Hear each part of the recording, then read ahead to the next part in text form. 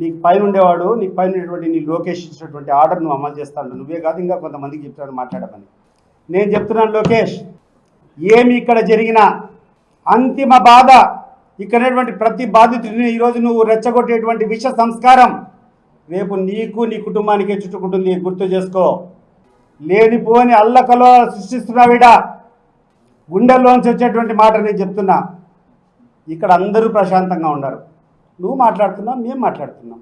నువ్వు ఫెయిల్ అయినావు, మా రెస్పాన్సిబిలిటీ మేము చెప్తున్నాం. రాజకీయం నువ్వు చేస్తున్నావు, నేను చేస్తాను. నాకు హక్కు లేదా? నాకు హక్కు లేదా రాజకీయం చేసేదానికి?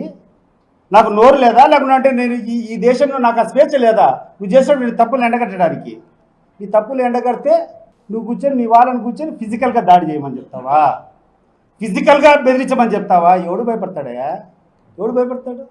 ఒకటి గుర్తుపెట్టుకో, సావే నా ముందరికి వస్తే, సావే నా ఎదురుగా వస్తే మీసం మీద నా చెయ్యి ఉంటుంది, నా ముఖం మీద చిరునవ్వు ఉంటుంది. గుర్తుపెట్టుకో. బట్ ఆ తరువాత నీకు నీ కుటుంబానికి నిద్రలేని రాత్రులు ఉంటాయి. ఒక్కరోజు నిద్రపోలేవు. గుర్తుపెట్టుకో. అండ్ ఎవరికి నువ్వు రెచ్చగొట్టిన దారి చేసినా కూడా responsibility is yours. Don't try to escape, you not escape. తమాషలు పడతాడు ఏమన్నా? ఇక్కడ కూర్చొని రెచ్చగొడతావా మా వాళ్ళనే?